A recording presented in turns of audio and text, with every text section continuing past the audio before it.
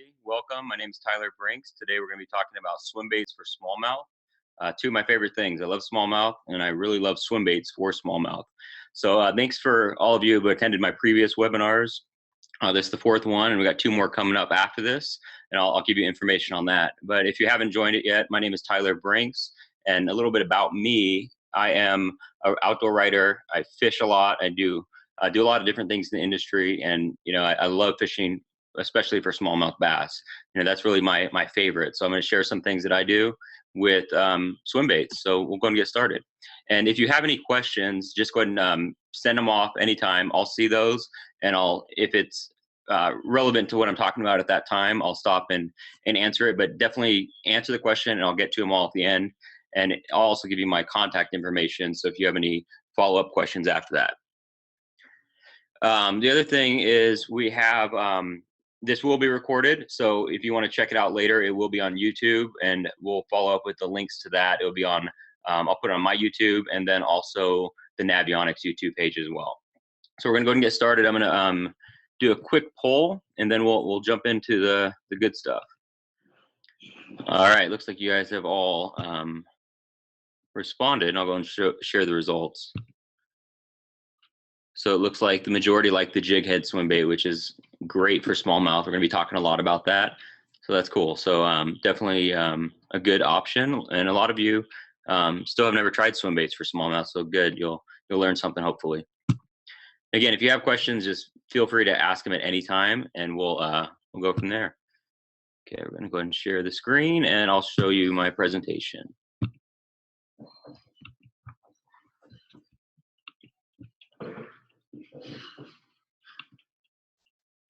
Okay, so like I said, swim baits for smallmouth. This is one I caught this spring, and it's one of many that bite the Jighead swim bait. I know you guys said you like that, so that's good. There's definitely going to be a lot of, like I said, a lot of material about that, because that's mostly what I throw actually. So kind of talking about the agenda, we're going to talk about the different swim bait types, covering everything from shallow to deep, and then different retrieves for each type of both swim bait and how deep you are as well. We're gonna go over the rod, reel, and line. And one thing I like about swim baits for smallmouth is most of the time you're not using a giant 12-inch swim bait or a 10-inch swim bait.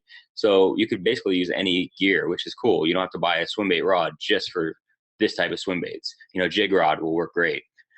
Color selection, might disappoint you because I really don't put too much into colors. I really keep it pretty simple, and I also think that colors, people do make it to be a lot bigger than it is. So a lot of colors will work.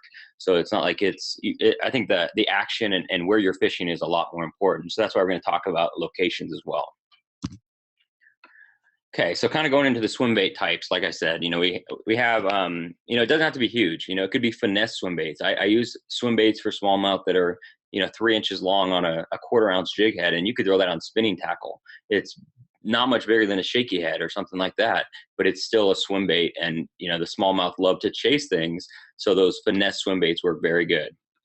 Also the hard plastic versions, wood versions, wake baits, glide baits. I use those quite a bit for smallmouth because, again, they do like to feed. They're an aggressive species, so those type of swim baits work well for smallmouth.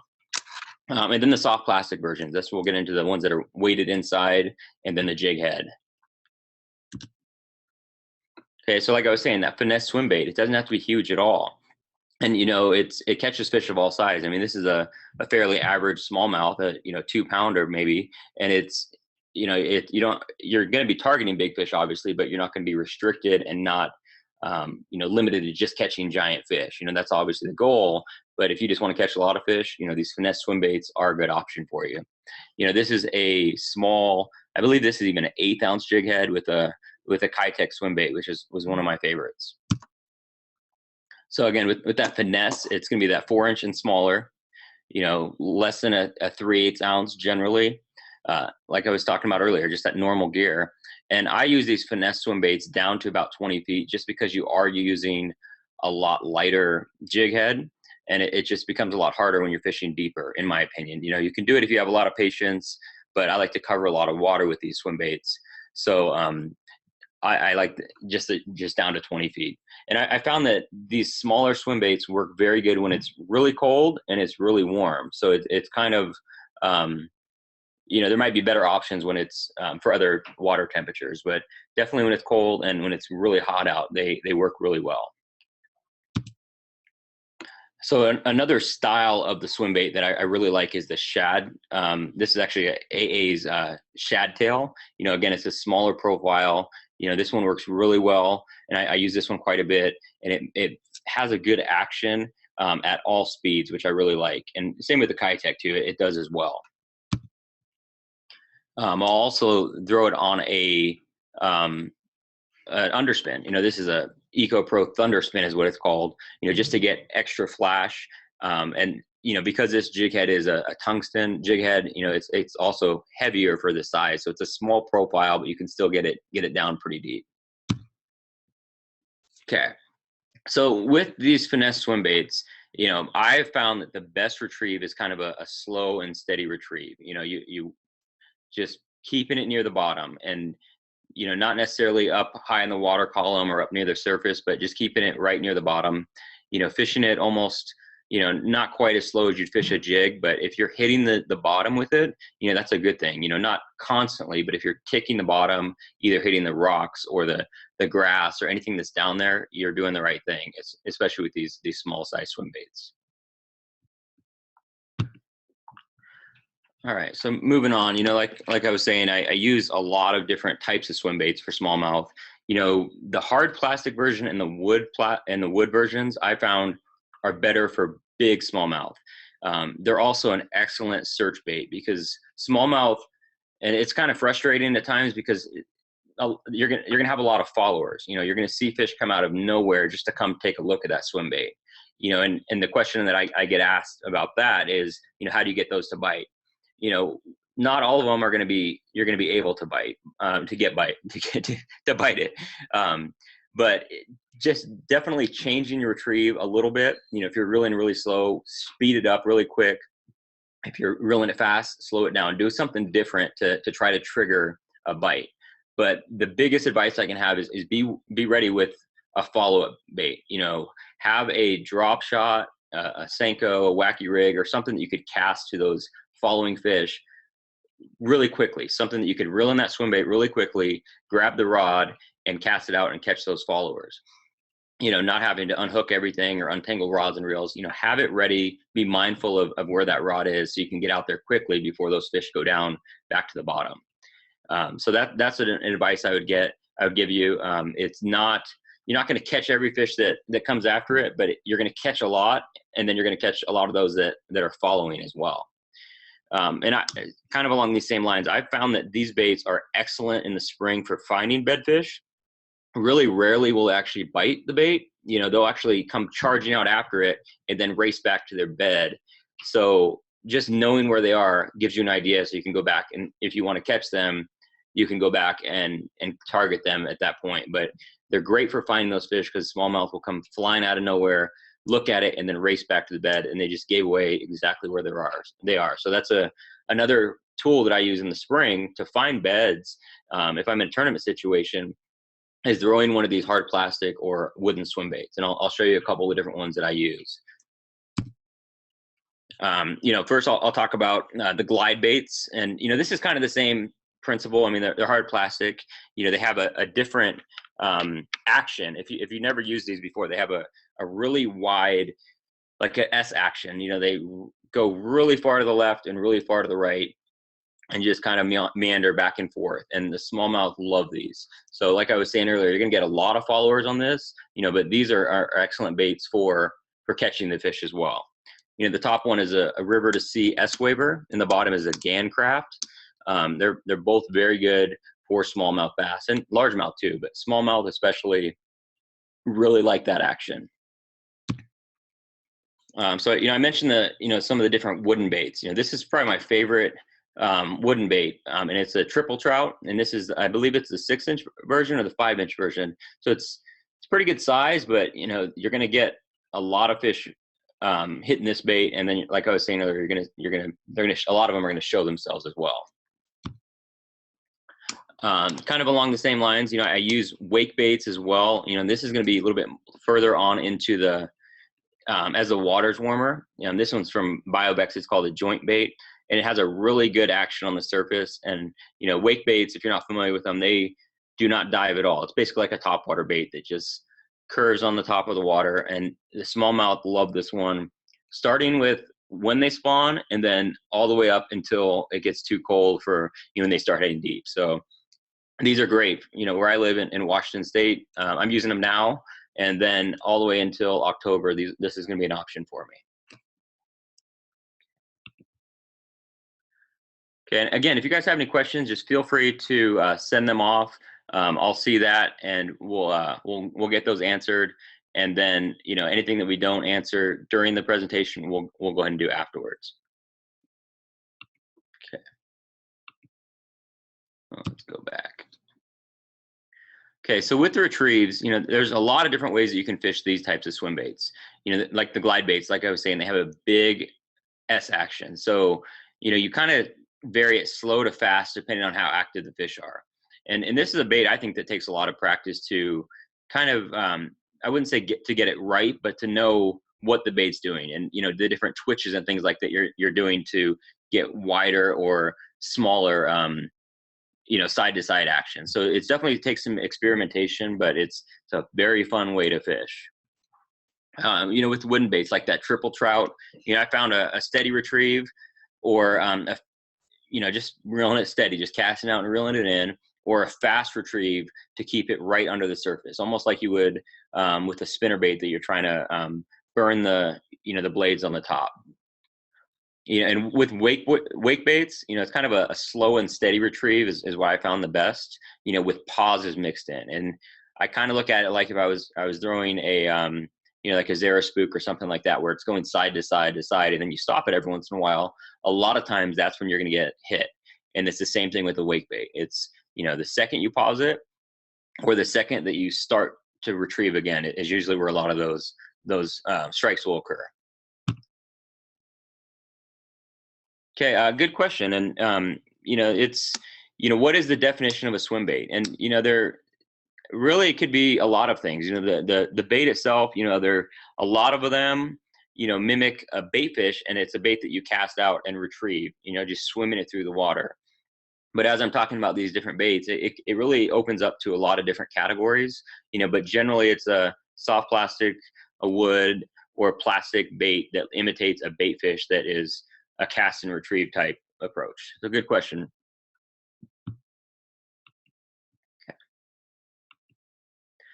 And it's something that's evolving quite a bit. You know, if you look back at swim baits, you know, 20 years ago, they all were, you know, the size of a 10-inch trout, and you had to have giant equipment to use them. You know, it really kind of originated from the saltwater scene that people started using for the largemouth bass in California, you know, to catch those big bass that were eating trout. You know, but it's evolved so much that now there's small swim baits, there's swim baits that look like bluegills. I mean, there's all kinds of different baits now, and it's a huge category of tackle, but it's a great way to catch big fish, definitely. Okay, moving on to jighead swim baits, and you know, this is one of my, like I said earlier, this is one of my favorite types of swim baits to throw. You know, the Kitech style of swim baits. You know, you could see this is a fish I caught last fall, and you can see right down here, if you look, that is the bait I was using. I just unhooked it, and it's Kitech 5.8 inch, which I'll talk about a little modification I do for that bait. And this was fished on a 3/4 ounce jig head. The fish was, I believe, 5'7" or something like that. So it was a good sized fish that bit that swim bait. Okay, like I was saying, I'm probably the most popular of all these jig head swim baits, you know, in my region and really all across the country, is this one right here, the Kitech Swing Impact Fat. You know, this is an excellent action. There's a bunch of different colors, you know, different sizes. You know, I think it's from a 2.8 to a 5.8 inch. I prefer anywhere from the 3.8 up to the 5.8. You know, those little tiny ones are good for certain things like Alabama rigs and things like that, but I just haven't really had too much success on them for bigger fish. You know, obviously since they're so popular, there's a lot of new ones coming out. You know, this one's from Strike King. It just came out, and I have had a chance to fish the Strike King version, and it's a little bit different plastic. You know, it doesn't have the scent of the Kitech. You know, the Kitech has kind of a shrimp scent or something like that. So this one is just more like a standard plastic worm. There's really not much scent to it, but it has, I'd say, similar action. You know, I think that these rage swimmers are more durable, just because they don't have as much salt and all that stuff in there. But you know, they can't. It's hard to beat the Kitech, honestly. And then these rage swimmers, they come in a few less sizes and a few different sizes. So instead of like a 3.8, it's a 3.75. I don't think it's going to make a huge difference, but you know, it definitely is something else. Something else to try. And you know, there's a lot more that are coming up that I know of, just because these are such good swim baits. Okay. So this is actually the Strike King right here, and this is actually fished on a Strike King Squadron head. And I do like this head, and I'm going to break down all the different jig heads that I use. There's tons of different ones. There's actually about 10 that I use for different things, but there's 6 that I'm going to show you that I really like, and I'll talk about each one and what I like about each one. Okay, so this is the Kitech on a Revenge head, and again, I'll talk about that head as well. But you know, this is an excellent choice. One other style that you know is a little bit different than the Kitech is more like the Shad style. This is a very popular bait in my area. It's a coconut color, and you know, one thing I like about these Revenge heads is you can match them pretty closely to the bait as well. Okay, so like I said, I was going to do a little modification, and if you fish the Kitechs, you know that there's a lot of different sizes, and you know they also have a lot of different. They're all thicker based on how big they are, obviously. So, like I said earlier, the 5.8 is one of my favorite sizes, but it's a little bit too long. But I still like that thickness of it. So I'll take off about not quite an inch, but about 3/4 inch, and that really still gets you that smaller profile, but you get that thick body that the 5.8 swim bait has. And like I was saying earlier with the Kitech scent, you know, do not bite into these, or you're gonna have a mouthful of nasty scent. You know, definitely cut them off. I learned that the hard way one time, so definitely. And it will obviously be a lot cleaner cut if you just use some scissors as well. That's one modification I do. This is actually one of my favorite colors. It's called a bluegill flash. And like I was saying earlier, the color is not as big as a lot of people make it out to be, but with these, you know, I like something with a little bit of flash in them. Okay. Oh, go back real quick. Oh, keep skipping it. I guess I don't want to see that one. But yeah, this is just a quick idea of, you know, my best 5 smallmouth ever. It was all caught on that 5.8 swim bait. One day you could see there's some big ones there. So this is what really made me realize that swim baits and smallmouth is the way to go when to catch big fish. So, you know, like I said, we're going to go over some different jig heads, and I'll talk about kind of the pros and the cons of each one. You know, this is the Strike King Squadron head. I like this one a lot. It has a little bit different head design. You know, the eye is up. Over here, we have the Gambler. I think it's just called the Gambler swim bait head. You know, this one is I like a lot. It has a different head design. It's a flat side, so you're going to get a different action. And I also really like this on the Shad style swim baits, like that AAs that I was showing you before, that is a flatter side. It just makes it a little bit more streamlined look, and it fits perfectly on those. This is the VNM Pacemaker. The things that I like about this is there's more of the weight further down, so it's a smaller package, but it's still going to weigh more. So they just have this is actually molded lead, so it's going to weigh more towards this end versus having it all up on the top. So I think that's also going to help with getting, or it does help with the action as well. So it's not falling straight down as much; it's a little bit more vertical. And it's also a pretty good bait keeper as well. It will tear up baits, but it does hold them on there very well. This is the VMC style, and I like this because of that bait keeper. It keeps it on there very good. This is one of the bigger ones, a 3/4 ounce. This one's probably my favorite when we're talking about the Kitech, and this is the Revenge. I think it's called the Heads. That's what they call it. And this is the big hammer as well. And like I said, I'll kind of go over what I like about each of those and why I use those. So the Strike King Squadron Swimbait heads, it's a good hook, good shape and reasonable price. They're less than $1 each. That's kind of a lot, but when you're talking those, bigger heads, it's still pretty reasonable when you look at some of the prices of the other ones. Gambler, on the other hand, those are a lot less expensive. And like I said, you get a flatter side for a different action. The V&M pacemaker, I like that small profile, that weight on the shank, and it really holds those baits well. You could also add a little bit of super glue on this right through here on that V&M, and it will definitely keep your bait on there for good until the tail gets ripped off or something else. So that's one cool feature about that one that I use sometimes with, some of the smaller Kitex. The VMC, they're called the Ike approved Swimbait jig heads. The good color, like I said, they have that wire bait keeper, and they have a lot of different colors that match, the popular baits that you're going to be using. So it looks all similar from the jig head all the way to the tail of the Swimbait. Those Revenge Swimbait heads, I like those a lot. Very detailed, airbrush heads, good colors, great hook, but they are pricey. They're a couple bucks each. So, if you're losing a lot of them, it can definitely add up, and they only sell them in, like 2 a pack. So you got to stock up on those.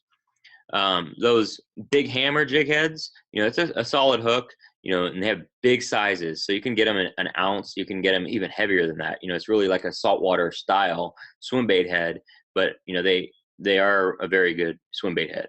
And they have other colors too. This just happens to be the unpainted version.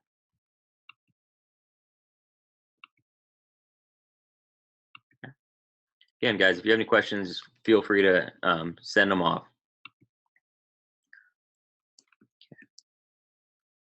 So the next thing is we're going to talk about the weighted swim baits. And this is kind of a whole different category. This kind of gets into a lot of what people are using for largemouth, and they work great for smallmouth too, just typically a little bit smaller size. This is actually the Mag Draft, and I've just started using that this year. This is from Mega Bass, and I really like these. They have a good action. One cool thing that I like about these, that I really like about them, is you see how that hook is just setting right there. It's because there's a magnet inside of it, so that hook sticks right up to the belly of that bait, and it doesn't. You don't have to actually hook one of those trebles into the plastic like you have to do with others. That was kind of the only way in the past to keep it from, just the hook from dangling. But with that magnet in there, it's really, really smart, and it works great. This pink color is actually one of my favorite colors for smallmouth.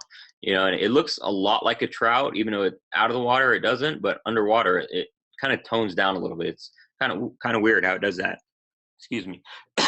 But that pink color really looks like a stock trout. I was actually out fishing last week, and there was a lake that they stock trout all the time this time of year, and all these little trout were following it, and it looked like it belonged in the school of them. So I really became a believer in that. I've caught fish with it before, but after seeing those small trout next to it, it's really, really cool.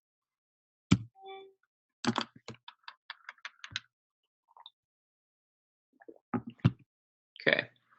So the other style of swim bait that, the weighted style is, like the Huddlestons, something that people use a lot for largemouth. And I've thrown them a ton in places where the smallmouth live, but really I haven't had much luck. This is actually the only fish I've ever caught on it, because it's going to take a big fish to eat that giant swim bait. This is an over 5-pound fish that ate that, but still it can happen. And like I said, this is a 6-inch swim bait. And it's really thick as well. Okay. So with these types of swim baits, the retrieves, really the best retrieve that I found is very slow and hitting the bottom. You want to be ticking the bottom every once in a while, just so you know that you're close to the bottom. Especially with those top hook swim baits like the Huddleston that I was just talking about. You want to just crawl it along the bottom. And really, you'll hang up if you're doing it right. And, it's kind of scary with a bait that's anywhere from, 15 to 25 bucks, but they usually come out. It's usually, they just get wedged in there a little bit. And if you get on top of them in your boat, you'll pull them right out. I fish them a lot like I would fish a football head jig, maybe not quite as much on the bottom, but just real slow, just dragging on the bottom. You know, with that mag draft, you know, I fish that one more like a crankbait where I have some pauses in my retrieve. You know, you're going to speed up, slow down, things like that. So that's kind of the different retrieves that I use for that mag draft style, which is that the Megabass one I was talking about. I'll go back to that one. These right here.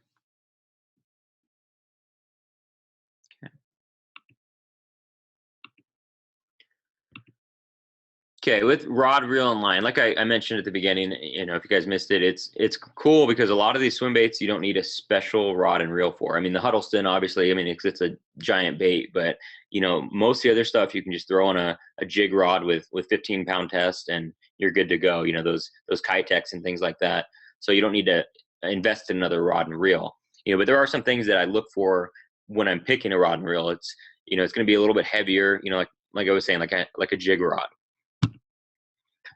But first, we'll talk about the big swim baits. You know, the rod that I use is a Phoenix, and it's a M1, and it's an 8-foot heavy, and it's rated for those 1 to 6 ounce baits. You know, so that's really what you need to throw those big giant swim baits. But for all the other swim baits, you can get by with a lot lighter rod. You know, this is actually a 7'6" heavy. You know, and it's rated for a 1/2 ounce to 2 ounce. So this is a rod that I also use for you know, flipping and pitching and things like that, but it's great for those jighead swim baits. I do like the 7'6" size, so you can get very long cast and good hook sets in deep water. This is actually an Abu Garcia Villain 2.0, and you know, it's a great rod. And I've also used other brands as well with similar actions, similar lengths, and have done just fine with these types of swim baits. So, you know, with the swim bait reel, again, it's just going to be your standard bait cast reel. You know, is going to be good for most swim baits. You know, and I shy away from the really slow retrieves, you know, that are, you know, mostly used for cranking, like the 5.1s, or even the fast retrieves that a lot of guys are using, the 7.1 to 9.1. You know, for swim baits, I find just the average 6.4 to 1, you know, that you probably have several of already, you know, that'd be fine for these types of swim baits. You know, with those bigger swim baits, you know, you're going to want to reel with more line capacity just because you're using that thicker line for those big swim baits. So like a 300 size bait caster, you know, the Shimano Corrado 300 is a really popular one. The one I use, it's a Dio Alexa. It works fine for that. It has a big spool, so you can put tons of that thicker 25-pound test that I use for those big swim baits. And finesse swim baits, you know, either a spinning rod or just a lighter bait cast rod and reel, you know, like a medium action rod with, again, just this standard bait cast reel is fine for those finesse swim baits, as long as you're able to cast it out far enough. That's the thing. If it's a 1/4 ounce or an 1/8 ounce jig head with a little swim bait, you just want to make sure you can make some long casts with it. You know, when it comes to line, you know, generally it's going to be fluorocarbon for me all the time for this type of swim bait fishing, or really most fishing, if you really want to talk about that. But you know, there are instances for mono and braid, you know, like the things like the wake bait that we talked about and the wooden bait. You know, I found that you get a better action with the mono or braid just because both of those don't sink as much as fluorocarbon, and if you're trying to keep it up near the surface, it's better than fluorocarbon, definitely. So either a mono, like a, you know, 20-pound mono, or you know, 40 or 30 to 50-pound braid would work as well. So my preferred setup, you know, for those finesse swim baits is like a 10 to 12-pound fluorocarbon. The Seaguar Invisex is what I use. The jighead swim baits that are over a 1/2 ounce, I'm going to be using a 15-pound Invisex. You know, the wooden or wake baits, yeah, like I said, that braid or that mono, I actually use 50-pound Seaguar Smackdown, and it does cast very well, even though it's 50-pound, because it is so thin. You can still cast very far with it. And then those big giant swim baits like the Huddleston 25-pound test, Seaguar Tatsu is what I use. Okay, so when it comes to colors, like I was saying earlier, I mean, you want to match the hatch, you know, or you can just completely go opposite and go crazy. You know, smallmouth do like those bright colors, like I was talking about, pink, white, chartreuse, but generally it's going to be something that looks like what the fish are eating. So either a trout pattern, a perch pattern, a shad pattern, something like that that looks like it would be a bait fish, or you can't go wrong with any of those colors. You know, but water clarity is a big factor. You know, if the fish are eating shad, you know, and it's super muddy, you're going to want a brighter white than more of a toned down white if it's clear. So you got to take that into consideration. Is definitely making sure that the fish are going to be able to see that bait, because this technique is so visual. You know, the fish, they're not watching on the bottom. I mean, they're seeing it, just like they're eating a bait fish. You know, it's definitely a visual thing. So you want to make sure that they can see it. But still, you can't go wrong with matching the hatch. Okay, so we'll talk about locations a little bit, and again, just keep sending those questions in. We'll get to them all. Okay.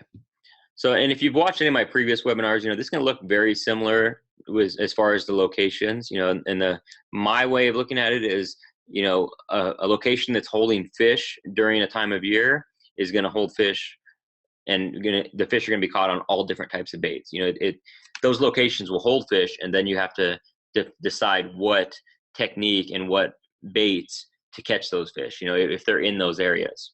So it might look exactly like the other one, but there are some changes as well. So in the spring, you know, you're going to be looking for those transitions to shallow flats, you know, the to and from spawning areas. If you know somewhere that the fish spawn every year, you know, those smallmouth like, you know, flats when they're spawning. So something that's on the way there and on the way back, just a little bit deeper than where they're actually going to be spawning. You know, also emerging grass. You know, smallmouth are kind of a unique fish because they don't sit in the grass like a largemouth, but they still love grass. You know, they like to be on those grass lines. You know, so they want to be close to it, just not right in the middle of it like a largemouth.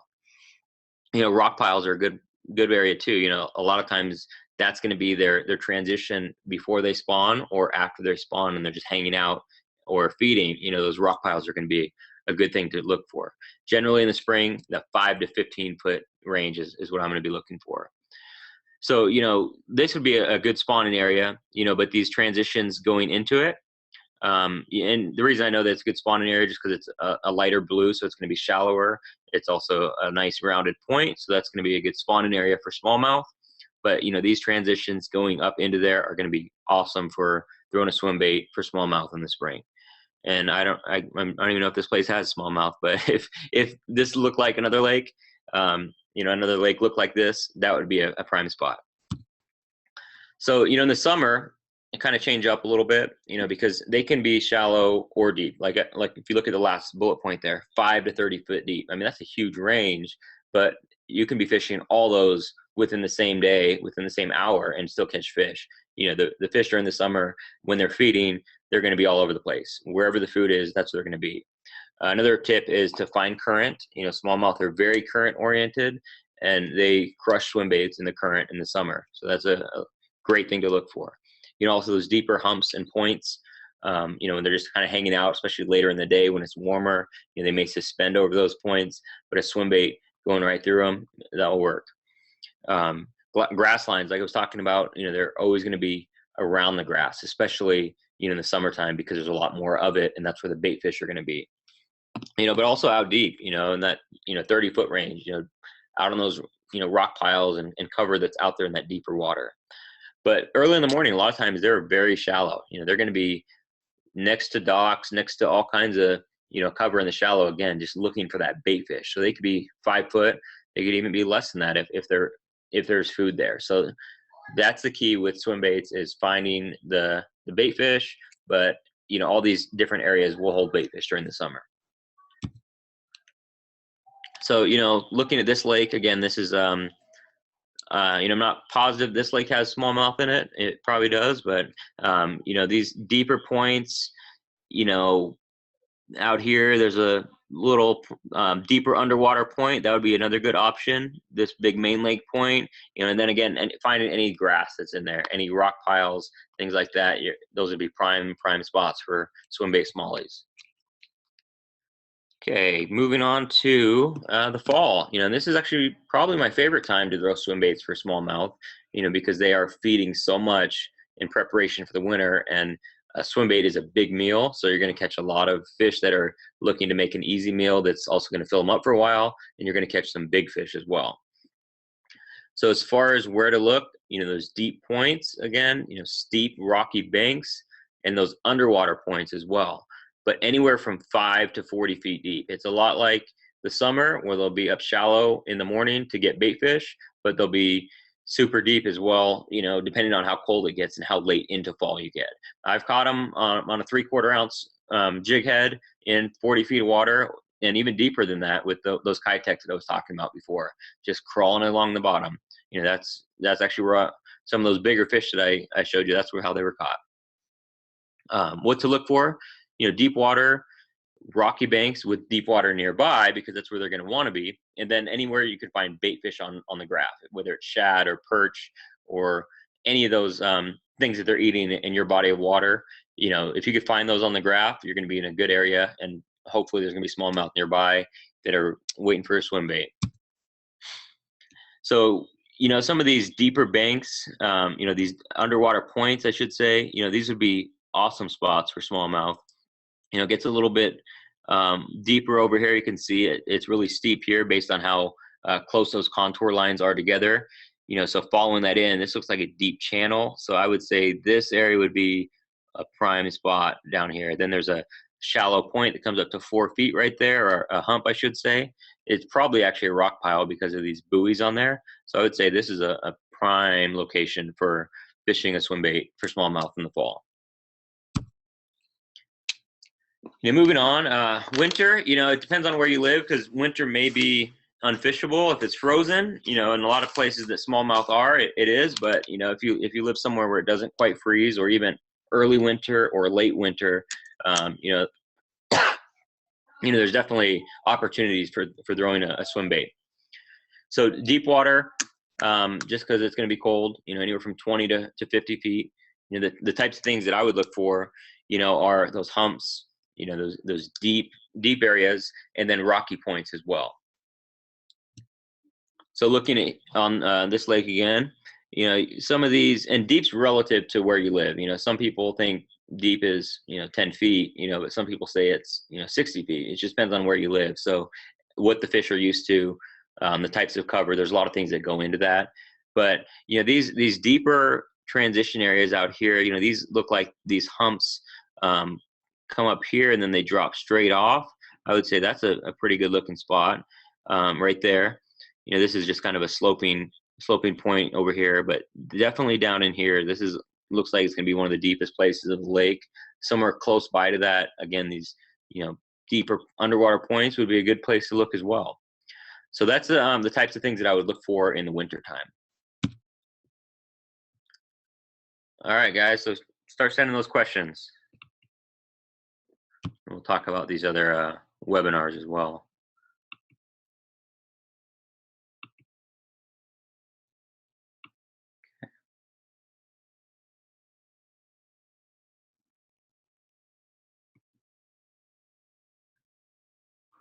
Okay. All right. So again, just keep sending them. If you know, if there's no questions, we'll go ahead and talk about the next stuff, and we'll go from there. But I'll give you my follow-up, my information for follow-ups as well. You know, you can go ahead and email me, hit me up any other way that I'm going to show you all the ways to get a hold of me. I'll definitely get those questions answered for you. So, you know, my next 2 webinars, you know, the next one is Thursday, June 9th, and that's post-spawn bass tricks. You know, a lot of people do not like that time of year, but I don't mind it at all. It's you know, the fish are usually, I think they're a little more predictable. You know, they, you know, they're not in as good of a mood, but, you know, you can definitely catch some big ones, you know, places that they go after they spawn. And then the last one's going to be focused on summer bass fishing in the Northwest. You know, and if you live somewhere else in the Midwest, or you know, even the East Coast, there's a lot of very similar waters. You know, I fished in Michigan and New York, and it looks very similar. So you would get something out of that. It's not going to be restricted to just the Northwest. You know, you might learn something as well. Okay, so we got a couple questions coming in. Okay, good question, Brian. So he's asking about fluorocarbon. Is it just the leader or straight fluorocarbon? And for this instance, it would be straight fluorocarbon for me. You know, I would be, yeah, really. I mean, that's the only time that I would. It would just be straight fluoro. I mean, maybe if I'm using a spinning rod with a very light swim bait, I may have a braid with fluorocarbon leader just to get a little bit more of a more casting distance. So Tim, good question. You said slow and steady retrieve. How often do you use some type of stop and go or twitch action, if at all? Really with, like the jig heads, I really don't change it too much. It's mostly just the kind of the stop is when it hits the bottom. You're not actually physically stopping. So, it does kind of impart a little bit different action, but, as far as the stop and go or twitch, that'd be more, for me, it would be more like the wake baits and things like that. So good question there. Next question, are you using bait casting with the Invisex? Yeah, definitely. That's a great fluorocarbon that's very manageable. And I don't know if you guys haven't used it before, it's a lot softer and more limp than a lot of fluorocarbons out there. So it works great on spinning, but it also works great on bait casting as well. It's a good fluorocarbon. People have had horror stories with fluorocarbon because generally it's pretty stiff. But this stuff's very soft. So if you're used to using mono, I think it would be a good one to start with. But yeah, I mean, definitely with a bait caster, but you can use any of those other ones as well. I just prefer the Invisex for that one, for bait casting and for most applications. Good question.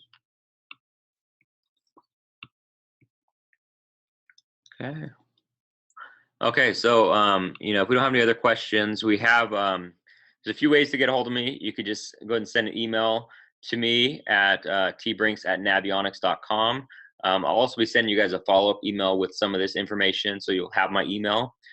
You could also check me out on Facebook at this address, on Twitter, Instagram, and then also on my website, tbrinksfishing.com. There's a lot of good information on there. It's a lot of product reviews, but it's also a lot of tips and things like that, and also links to some of the articles that I've written, with different pros. So you might find something useful out of that as well.